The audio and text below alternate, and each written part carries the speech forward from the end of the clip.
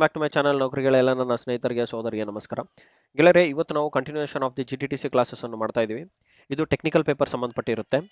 ನೋಡಿ, ಟೆಕ್ನಿಕಲ್ ಪೇಪರಲ್ಲಿ ನಾನು ಈಗಾಗಲೇ ಹಲವಾರು ವಿಡಿಯೋಸ್ ಅನ್ನು ಹಾಕಿದ್ದೀನಿ. ಆ ವಿಡಿಯೋಸ್ ಅಲ್ಲಿ ಸೊಲ್ಯೂಷನ್ ಸಹ ನಿಮ್ಗೆ ಅವೈಲೇಬಲ್ ಇದೆ.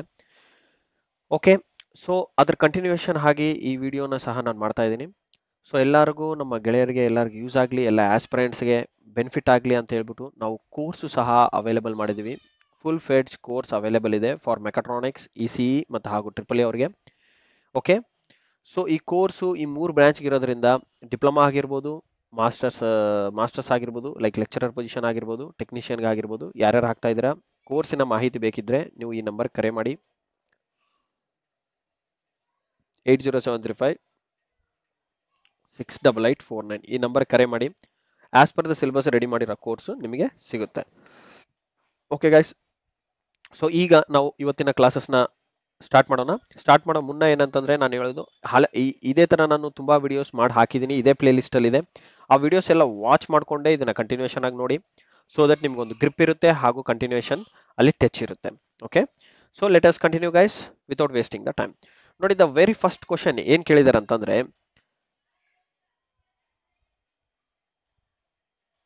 ನಮ್ಮ ಫಸ್ಟ್ ಕ್ವಶನ್ ಇಲ್ಲಿ ಬಂದಿರೋದು ಏನಂತಂದ್ರೆ, in a discrete time in a discrete linear shift invariant system. Okay, discrete ಅಂದ್ರೆ ಏನು? Digital systems. ಲೀನಿಯರ್ ಅಂದ್ರೆ ನಿಮ್ಗೆ ಆಲ್ರೆಡಿ ಗೊತ್ತಿದೆ, ಲೀನಿಯರ್ ಆಗಿ ವೇರಿ ಅಂತಹ ಡಿಜಿಟಲ್ ಸಿಸ್ಟಮ್ಸ್. ಓಕೆ, ಲೀನಿಯರ್ ಆಗಿ ವೇರಿ ಆಗಂತಹ ಡಿಜಿಟಲ್ ಸಿಸ್ಟಮ್ಸ್ ಅಲ್ಲಿ ಓಕೆ, ಇನ್ವೇರಿಯಂಟ್ ಟೈಮ್ ವೇರಿಯಂಟ್ ಬರುತ್ತೆ, ಇನ್ವೇರಿಯಂಟ್ ಸಿಸ್ಟಮ್ಸ್ ಬರುತ್ತೆ. ಇನ್ವೇರಿಯಂಟ್ ಅಂದ್ರೆ ಏನು? ಯಾವುದೇ ತರ ವಿತ್ ರೆಸ್ಪೆಕ್ಟ್ ಟು ಟೈಮ್ ಜಾಸ್ತಿ ವೇರಿ ಆಗಲ್ಲ. ಓಕೆ, ಇನ್ವೇರಿಯಂಟ್ ಸಿಸ್ಟಮ್ಸ್ ಅಂತ. ಓಕೆ, ಡಿಸ್ಕ್ರೀಟ್ ಅಂದ್ರೆ ಒಂದು ಪರ್ಟಿಕ್ಯುಲರ್ ಟೈಮ್ಗೆ ಆನ್ ಇರುತ್ತೆ ಅಥವಾ ಆಫ್ ಇರುತ್ತೆ, ಆ ತರ. ಇದರಲ್ಲಿ ದ ಇನ್ಪುಟ್ ಸೀಕ್ವೆನ್ಸ್ ಲೆಂತ್ ಬಂದ್ಬಿಟ್ಟು ಏನಂತ ಕೊಟ್ಟಿದ್ದಾರೆ? ಎಲ್ ಅಂತ ಡಿಫೈನ್ ಮಾಡಿದ್ದಾರೆ. ದ ಇಂಪಲ್ಸ್ ರೆಸ್ಪಾನ್ಸ್ ಇದೆ. ಇಂಪಲ್ಸ್ ರೆಸ್ಪಾನ್ಸ್ ಅಂದ್ರೆ ನಿಮ್ಗೆ ಎಲ್ಲರಿಗೂ ಗೊತ್ತು ಏನು ಇಂಪಲ್ಸ್ ಅಂತ ಅಂದ್ರೆ, ಅಟ್ 0ಗೆ ಒಂದು ಶಾರ್ಪ್ ಲೈನ್ ರೈಸ್ ಆಗುತ್ತೆ, ಅದನ್ನ ನಾವು ಇಂಪಲ್ಸ್ ಅಂತ ಕರಿತೀವಿ. ಇನ್ನು for all the rest of the functions ಇದರ ಪಾಸಿಟಿವ್ ಏನ್ ಇರ್ಬೋದು ಅಥವಾ ನೆಗೆಟಿವ್ ಏನ್ ಇರ್ಬೋದು, ಅವೆಲ್ಲದಕ್ಕೆ 0 ಇರುತ್ತೆ ಫಂಕ್ಷನ್ ಬರೆದ್ರೆ. ಇದನ್ನ ನಾವು ಎಂ ಅಂತ ಕರಿತಾ ಇದ್ದಾರೆ. ಓಕೆ, ಎಂ ಅಂತ ಡಿಫೈನ್ ಮಾಡಿದ್ದಾರೆ. ಈ ಇಂಪಲ್ಸ್ ರೆಸ್ಪಾನ್ಸ್ ಸೀಕ್ವೆನ್ಸ್ ನ ಎಂ ಅಂತ ಡಿಫೈನ್ ಮಾಡಿ, ಇನ್ಪುಟ್ ಸೀಕ್ವೆನ್ಸ್ ಲೆಂತ್ ನ ಎಲ್ ಅಂತ ಡಿಫೈನ್ ಮಾಡಿದ್ರೆ, and output sequence length N ಬಂದ್ಬಿಟ್ಟು ಏನ್ ಬರುತ್ತೆ ನೋಡಿ. ಯಾವುದೇ ಫಂಕ್ಷನ್ ಆಗಲಿ, ದ ಔಟ್ಪುಟ್ ಸೀಕ್ವೆನ್ಸ್ ಲೆಂತ್ ಅದು specially discrete linear shift invariant time systems ಅಲ್ಲಿ ನಿಮಗೆ ಸ್ಟ್ಯಾಂಡರ್ಡ್ ಫಂಕ್ಷನ್ ಇದೆ. ಈ ಸ್ಟ್ಯಾಂಡರ್ಡ್ ಫಂಕ್ಷನ್ ನಾನು ನೆನ್ಪಿಟ್ಕೊಳ್ಳಿ, L plus M minus of 1. Okay, ಈ ಫಂಕ್ಷನ್ ನೆನ್ಪಿಟ್ಕೊಳ್ಳಿ, ಇದು ನಿಮಗೆ ಕೈ ಹಿಡಿಯುತ್ತೆ. ಹಾಗೆ ನೀವು ಯಾವುದೇ ತರ ಸೊಲ್ಯೂಷನ್, ಇಲ್ಲಿ ನಾನು ಜಸ್ಟ್ ಫಾರ್ಮುಲಾನ ಎಕ್ಸ್ಪ್ಲೇನ್ ಮಾಡಿದ್ದೀನಿ, ಜಸ್ಟ್ ಫಾರ್ಮುಲಾನ ಮೆಮೊರೈಸ್ ಮಾಡಿಸ್ತಾ ಇದ್ದೀನಿ. ನಿಮಗೆ ಇದೇ ರೀತಿನಲ್ಲಿ ಅವ್ರ ಇನ್ಪುಟ್ ರೆಸ್ಪಾನ್ಸ್ ನ ಒಂದು ಫಂಕ್ಷನ್ ಆಗಿ ಸಹ ಕೊಡ್ಬೋದು, ಅಥವಾ ಡೈರೆಕ್ಟ್ ವ್ಯಾಲ್ಯೂಸ್ ಕೊಟ್ಬಿಟ್ಟು ಸಬ್ಸ್ಟಿಟ್ಯೂಟ್ ಮಾಡಿ ಔಟ್ಪುಟ್ ಸೀಕ್ವೆನ್ಸ್ ಲೆಂತ್ ಎಷ್ಟು ಬರುತ್ತೆ ಅಂತಾನು ಐಡೆಂಟಿಫೈ ಮಾಡಿ ಅಂತಾನು ಸಹ ಕೇಳ್ಬೋದು. Okay, so the right answer for this particular first question is n equals to L plus M minus 1 ಗೆಳೆಯರೆ. ಓಕೆ, ಸೊ ಇದೇ ನಿಮ್ಮ ಸರಿಯಾದ ಉತ್ತರ ಆಗಿರುತ್ತೆ. Okay, next, device which is not used for lightning protection function is ಯಾವುದು?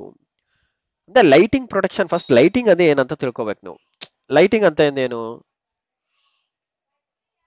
Lighting protection ಅಂತಂದ್ರೆ, ಈ ಸಿಡಿಲ್ ಬಿದ್ದಾಗ ಓಕೆ, ಅದನ್ನ ಲೈಟ್ನಿಂಗ್ ಅಂತ ಕರಿತೀವಿ. ಓಕೆ, ಸಿಡಿಲ್ ಬಿದ್ದಾಗ ನಾವು ಇವಾಗ ಮನೆನೇ ಕಟ್ಕೊಂಡಿರ್ತೀವಿ. ಓಕೆ, ಬಿಲ್ಡಿಂಗ್ಸ್ ಇರ್ಬೋದು, ಹಲವಾರು ಫ್ಲೋರ್ಸ್ ಇರ್ಬೋದು. ಓಕೆ, ಇದು ಬಿಲ್ಡಿಂಗ್ಸ್ ಇರ್ಬೋದು.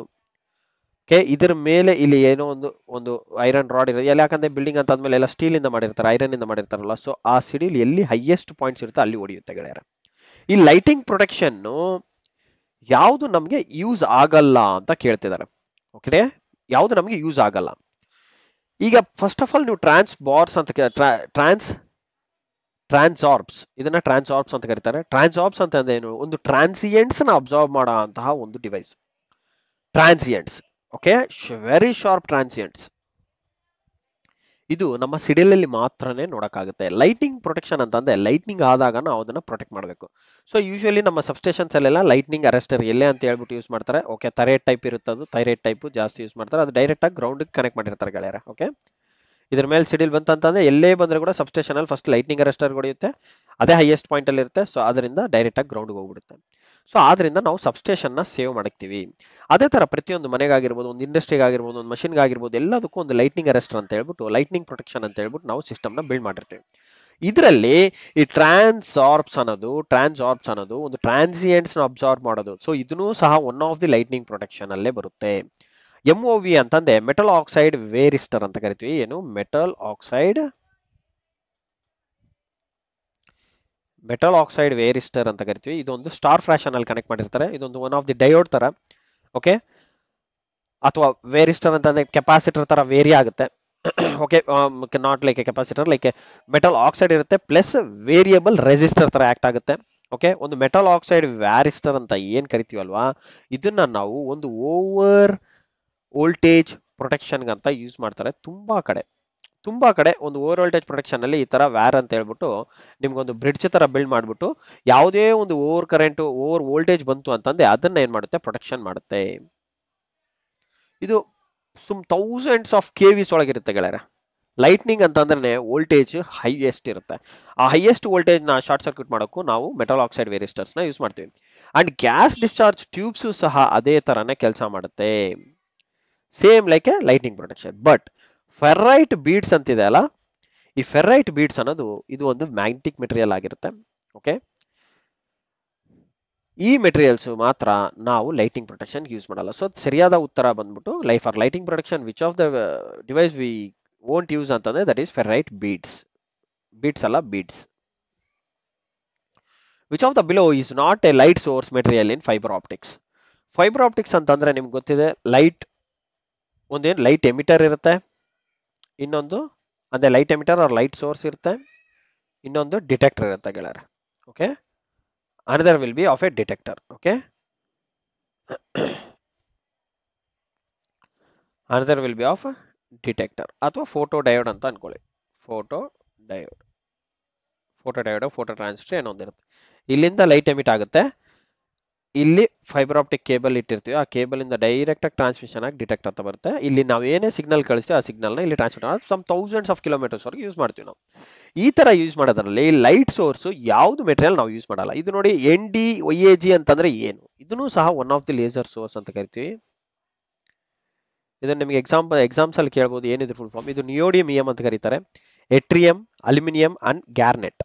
ನೆನ್ಪಿಟ್ಕೊಳ್ಳಿ, ನಿಯೋಡಿಮಿಯಂ, ಎಟ್ರಿಯಂ, ಅಲ್ಯೂಮಿನಿಯಂ ಅಂಡ್ ಗ್ಯಾರ್ನೆಟ್ ಅಂತ ಕರೀತಾರೆ. ಅದ್ರ ಮೆಟೀರಿಯಲ್ಸ್ ನ ಯೂಸ್ ಮಾಡ್ಬಿಟ್ಟು ನಾವು ಒಂದು ಲೇಸರ್ ಸೋರ್ಸ್ ನ ಬಿಲ್ಡ್ ಮಾಡಿರ್ತೀವಿ. ಓಕೆ, ಇದಾದ ನಂತರ ಹೀಲಿಯಂ ಅಂಡ್ ನಿಯಾನ್ ಸಹ ನಾವು ಯೂಸ್ ಮಾಡ್ತೀವಿ ಲೇಸರ್ಸ್ ಅಲ್ಲಿ. So this also use. And organ gas ಸಹ ನಾವು ಯೂಸ್ ಮಾಡ್ತೀವಿ. One and only material which we won't use ಅಂತ ದಟ್ ಈಸ್ ಫಾಸ್ಫರಸ್ ಮೆಟೀರಿಯಲ್ ನಾವು ಲೈಟ್ ಸೋರ್ಸ್ ಗೆ ಯೂಸ್ ಮಾಡಲ್ಲ, that in the special case of fibre optics. Okay, rest all the 3 materials are used for laser sources. Okay, next, what is the role of rate? ಇದೇನಿದು role of rate ಅಂತ ಕರಿತೀವಿ. What is the role of rate?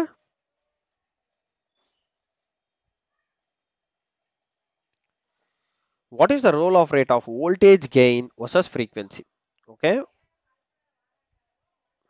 ಒಂದು LPF filter ಅಂತ ತಗೊಂಡ್ರೆ what is the role of rate ಅಂದ್ರೆ ಈ ತರ role of ಆಗುತ್ತಲ್ವಾ, ಒಂದು ಸಿಗ್ನಲ್ ಈ ತರ ಬರುತ್ತೆ, ಮತ್ತೆ ಹಿಂಗೆ ಏನ್ ರೋಲ್ ಆಫ್ ಆಗುತ್ತಲ್ಲ, ಈ ರೋಲ್ ಆಫ್ ಸಿಗ್ನಲಿನ ರೇಟ್ ವ್ಯಾಲ್ಯೂ ಎಷ್ಟು, ಇದನ್ನ ನಾವು ರೋಲ್ ಆಫ್ ರೇಟ್ ಅಂತ ಕರಿತೀವಿ.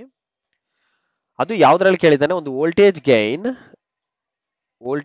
ಗೈನ್ ವರ್ಸಸ್ ಫ್ರೀಕ್ವೆನ್ಸಿ ಕರ್ವ್ ಅಲ್ಲಿ of a second order LPF. ಯಾವ್ದಿದು ಸೆಕೆಂಡ್ ಆರ್ಡರ್ LPF ಅಂದ್ರೆ low pass filter. So only low pass filter ಅಂತಂದ್ರೆ ಓನ್ಲಿ ಲೋ ವೋಲ್ಟೇಜಸ್ ನ ಮಾತ್ರ ಪಾಸ್ ಮಾಡುತ್ತೆ, ಬೇರೆದು ಯಾವುದು ಪಾಸ್ ಮಾಡಲ್ಲ. ಓಕೆ, ಒಂದು second order low pass filter ಅಲ್ಲಿ ನಮಗೆ ಏನ್ ಬರುತ್ತೆ ಅಂತಂದ್ರೆ ಗೆಳೆಯರೆ ನೋಡಿ, ಒಂದು second order low pass filter ಅಲ್ಲಿ ನಮಗೆ ರೋಲ್ ಆಫ್ ರೇಟ್ ಬಂದು -12 dB per octave ಬರುತ್ತೆ. ಓಕೆ, 12 dB per octave ನಮಗೆ ರೋಲ್ ಆಫ್ ರೇಟ್ ಆಗಿರುತ್ತೆ ಗೆಳೆಯರೆ. ಓಕೆ, ಸೊ ಹೀಗೆ ನಾವು ಯೂಸ್ ಮಾಡ್ತಾ one of the second order LPF ಸಿಸ್ಟಮ್ಸ್ಗೆ ಒಂದು ರೋಲ್ ಆಫ್ ರೇಟ್ ನ ಡಿಫೈನ್ ಮಾಡಿದ್ದಾರೆ, ದಟ್ ಈಸ್ -12 dB. ಸೊ ಇದು ರೋಲ್ ಆಫ್ ರೇಟ್ ಎಲ್ಲ ಏನಿರುತ್ತೆ, -12 dB per octave, -12 dB per octave ಈ ತರ ಬರುತ್ತೆ. ಓಕೆ, ಇದನ್ನ ನಾವು ರೋಲ್ ಆಫ್ ರೇಟ್ ಅಂತ ಕರಿತೀವಿ. ಒಂದು ಯಾವುದೇ ಒಂದು ಸಿಗ್ನಲ್ ನ ನೀವು ಸೆಕೆಂಡ್ ಆರ್ಡರ್ ಇರ್ಬೋದು, ಫಸ್ಟ್ ಆರ್ಡರ್ ಇರ್ಬೋದು, ಥರ್ಡ್ ಆರ್ಡರ್ ಇರ್ಬೋದು ಡಿಫೈನ್ ಮಾಡಿ ಒಂದು ಗ್ರಾಫ್ ನ ರೆಪ್ರೆಸೆಂಟ್ ಮಾಡಕ್ ನೋಡಿದ್ರೆ it will be of A time response curve ಯಾವ ತರ ಬರುತ್ತೆ ಅಂತಂದ್ರೆ ಟ್ರಾನ್ಸಿಯೆಂಟ್ಸ್ ನೀವು ಈ ಕರ್ವ್ನ ರೋಲ್ ಆಫ್ ರೇಟ್ ಇದನ್ನ ಯೂಸ್ ಮಾಡ್ಕೊಂಡೇ ಮಾಡಬೇಕು. ಓಕೆ, ಇದನ್ನ ಒಂದು ನೆನ್ಪಿಟ್ಕೊಳ್ಳಿ. Next and rest of the things ನಾವು ಜಾಸ್ತಿ ಇದಕ್ಕೆ ಯೂಸ್ ಮಾಡಲ್ಲ. ನೆಕ್ಸ್ಟ್ ಈಗ ನೋಡಿ, the another question it is about the Z transforms. The Z transforms of the following real exponential sequence. Real exponential sequence ಏನ್ ಕೊಟ್ಟಿದ್ದಾನೆ, X of N is equals to a is equal x of n ಯಾವಾಗ ಬರುತ್ತೆ ಅಂತಾನೆ function a of n for all the values of n greater than or equals to 0. ನಾನೊಂದು curve ಹಾಕಿದ್ರೆ ಇದೊಂದು 0, ಇದು for all the values of n positive, for all the values of n negative. ಇದು ನಿಮಗೆ x of n ಅಂತ ಇಟ್ಕೊಳ್ಳಿ. x of n ಏನ್ ಬರುತ್ತೆ ನೋಡಿ, a to the power n for all the values of n greater than or equal to 0. ಈ ಎಲ್ಲಾ ವ್ಯಾಲ್ಯೂಸ್ಗೆ a power n is the function. ಎಲ್ಲಾ ವ್ಯಾಲ್ಯೂಸ್ಗೆ ಸುಮ್ಮನೆ ನಾನೇನ್ ಮಾಡ್ತೀನಿ, ಈ ತರ ಗ್ರಾಫ್ ಹಾಕ್ತೀನಿ. For all the values of n greater than or equals to 0, ಇವೆಲ್ಲ ವ್ಯಾಲ್ಯೂಸ್ಗೆ a power n is the function. And for all the other values ಅಂದ್ರೆ n ಲೆಸ್ ದೆನ್ 0 ಅಂತಂದ್ರೆ ಯಾವ್ದು ನೆಗೆಟಿವ್ ಅಲ್ಲಿ n ಲೆಸ್ ದೆನ್ 0ಗೆ ನಿಮ್ಗೆ ಏನ್ ಬರುತ್ತೆ, 0 ಬರುತ್ತೆ. ಅಂದ್ರೆ n value is x of n is 0. ಅಂದ್ರೆ ಏನ್ meaning, x of n is A function of x of n ಅನ್ನೋದು ಏನಾಗುತ್ತೆ, it's A function of given function ಏನಾಗುತ್ತೆ a power n into u of n. u of n ಅಂತ ಯಾಕೆ ಹಾಕಿದ್ವಿ, it's like A step response ತರ ಅಷ್ಟೇ. Okay, ಒಂದು simple step response type. So ಇದು ನಮಗೆ ಕೊಟ್ಟಿರುವಂತಹ ಗಿವನ್ ಎಕ್ಸ್ಪ್ರೆಷನ್. ಫಸ್ಟ್ ನಾವು ಎಕ್ಸ್ಪ್ರೆಷನ್ ಬರೋದು ಗೊತ್ತಾದ್ರೆ ಅರ್ಧ ಪ್ರಾಬ್ಲಮ್ ಸಾಲ್ವ್ ಆಗೋಯ್ತು. ಓಕೆ, ಈಗ ನಾವೇನ್ ಮಾಡೋಣ, ಗಿವನ್ ಕ್ವಶನ್ ಗಿವನ್ ಅಲ್ಲಿ ಏನಿದೆ, x of n is equals to a power n into u of n. Okay, ಇದು ನಮ್ಮ ಫಂಕ್ಷನ್. ಈಗ ನಮಗೆ ಗೊತ್ತಿರೋದೇನು, Z ಟ್ರಾನ್ಸ್ಫಾರ್ಮ್ ಅಲ್ಲಿ Z ಟ್ರಾನ್ಸ್ಫಾರ್ಮ್ ಡೆಫಿನೇಷನ್ ಪ್ರಕಾರ ಏನ್ ಅಂತ ಹೇಳ್ತೀವಿ, ಡೆಫಿನೇಷನ್ ಪ್ರಕಾರ ಕ್ಯಾಪಿಟಲ್ ಎಕ್ಸ್ ಆಫ್ ಝೆಡ್ ಎಲ್ಲ ಝೆಡ್ ಫಾರ್ಮ್ಸ್ ಅಲ್ಲೇ ಬರೀಬೇಕು, ಅದಕ್ಕೆ Z ಟ್ರಾನ್ಸ್ಫಾರ್ಮ್ ಅಂತ ಕರಿತೀವಿ. Summation of n tends to minus infinity to plus infinity x of n into z to the power of minus of N. ಇದು ನಮ್ಮ standard function. So ಇದರಲ್ಲಿ X of N ನ substitute ಮಾಡಿ. ಈಗ X of N ನ ಇದರಲ್ಲಿ substitute ಮಾಡಿದ ಏನ್ ಬರುತ್ತೆ, summation of n tends to 0 ನಿಂದ start 0 to infinity. X of n ಅಂದೇನು, ಎ ಪವರ್ ಎನ್.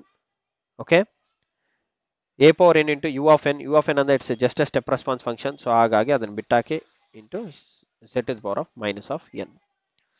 ಸೊ ಈಗ ಇದನ್ನ ನೀವು ಒಂದು ಸಿಂಪಲ್ ಫಾರ್ಮ್ಯಾಟ್ ಅಲ್ಲಿ ಬರ್ಕೊಂಡ್ರೆ, okay, a into z inverse whole to the power of n ಅಂತ ಬರೀಬೋದಾ ಎಕ್ಸ್ ಆಫ್ ಝೆಡ್ ನ. ಸೊ ಈಗ ನೀವು ರೀಜನ್ ಆಫ್ ಕರ್ವ್ಸ್ ಅಲ್ಲಿ for all the values of z, for all the values of z, for all the values of Z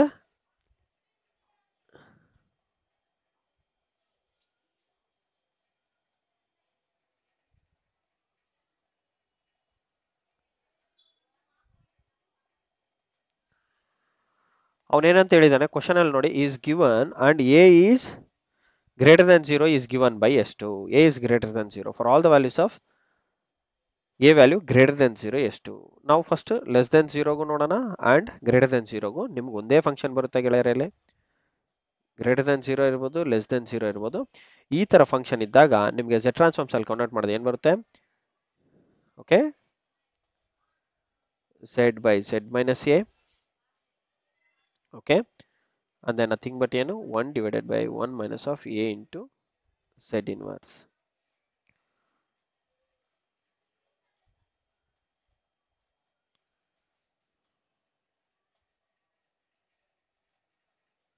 Okay, this is what ನಮ್ಮ solution ಆಗಿರುತ್ತೆ ಗೆಳೆಯರೆ. Okay, 1 divided by 1 minus of A into Z inverse mod of Z, which is always mod of Z always greater than A.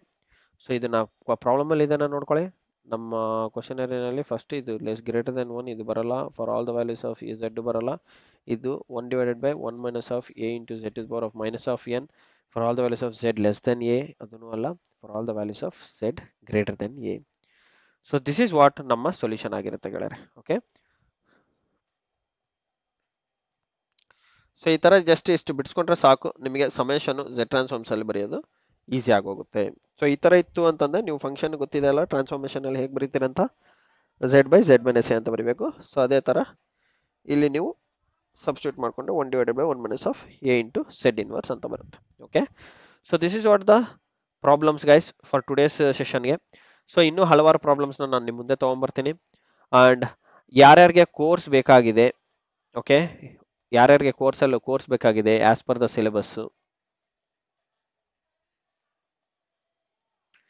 Syllabus ಈ ನಂಬರ್ಗೆ contact ಮಾಡಿ 8073568849. ಈ number contact ಮಾಡಿ for all the mechatronics ಆಗಿರ್ಬೋದು, ECE ಆಗಿರ್ಬೋದು ಹಾಗೂ EEE ಆಗಿರ್ಬೋದು. ಈ 3 ಬ್ರಾಂಚ್ ಅವ್ರಿಗೂ ನಾವು ಕೋರ್ಸ್ನ ರೆಡಿ ಮಾಡಿದ್ದೀವಿ. Okay, thank you for watching my video guys, and I wish you all the best. See you in the next session.